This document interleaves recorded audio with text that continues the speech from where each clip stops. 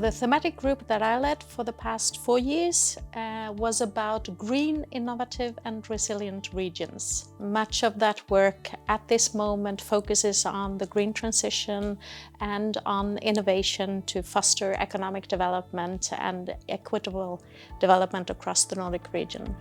The overarching goals we set in the beginning of the period was to create new knowledge on green, innovative and resilient regions, to be a hub for knowledge exchange and sharing of knowledge and expertise on these topics, and to contribute to fulfilling the Nordic vision of becoming the most sustainable and integrated region in the world. The focus in our thematic group was essentially on green and inclusive urban development, which was about understanding how we can create more socially sustainable and green cities and neighborhoods. The thematic group members consisted of experts, policymakers, planners who work with urban development issues from all the Nordic countries. So we had broad representation of people working at the national levels in different national agencies, ministries, but also representatives from regional councils and from municipalities. I led the secretariat of the thematic group for green and inclusive rural regions. It covered a lot of different current topics, but of course, especially when it comes to green transition and then how to make the regions more inclusive for all inhabitants. We have the Nordic Vision and the Regional Cooperation Program to start off the discussions, and then of course it's a very organic process in a way that we co-create with our thematic group members. We go to them, we find out what are the most topical issues of the time that they really wish to have more information on. And then of course it's up to us as researchers then to think about what are the best methods and also what is already known about these issues globally or within the European Union.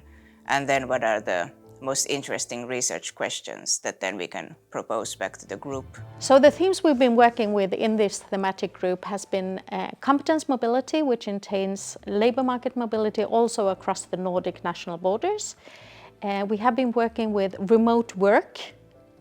We have been working with socially sustainable tourism, with regional collaboration, and with innovation structures and how regions work with innovation. One key learning when it comes to labor market mobility across the Nordic borders is that the Nordic region is perhaps not so integrated as we thought of before. So while approximately 15% move within the Nordic countries, only 1.6% move between the Nordic countries. In our thematic group, we had 5 main projects.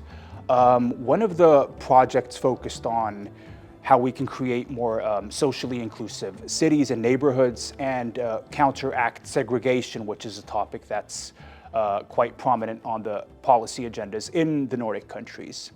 Another example was a project focusing on climate neutral cities, essentially how we can transform cities into becoming more climate-friendly, carbon neutral. We had a wide array of projects. We had a project on green transition, and then one about public services, how public service provision, how to plan around them.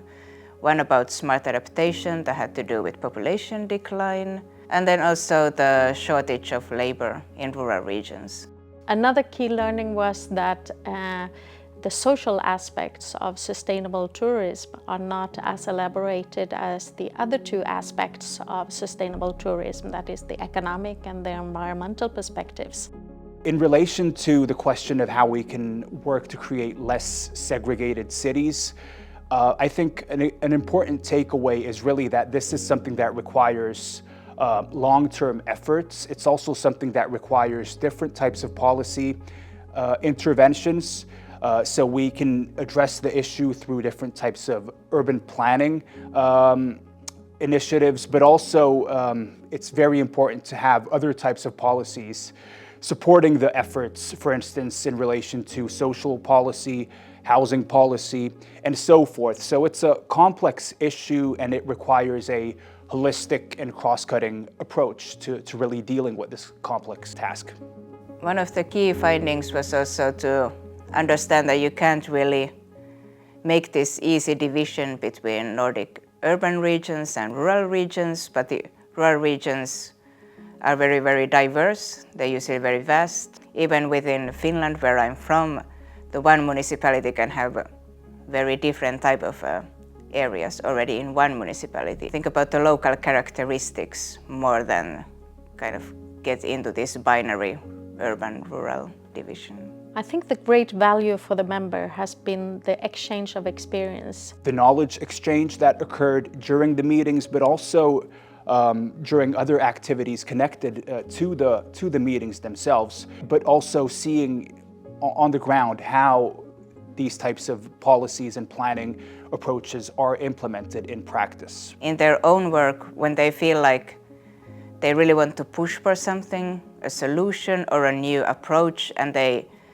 kind of know that it would be a good idea, but it can be difficult without having some concrete evidence. That then if they can say that in this neighboring country, in Norway, they're already doing it and it's working, that it's a really good leverage point for them in their own work. I think the Nordic part of this work is very important, both in terms of exchanging knowledge, and I think in this way we can foster some of the Nordic cooperation and build the Nordic trust.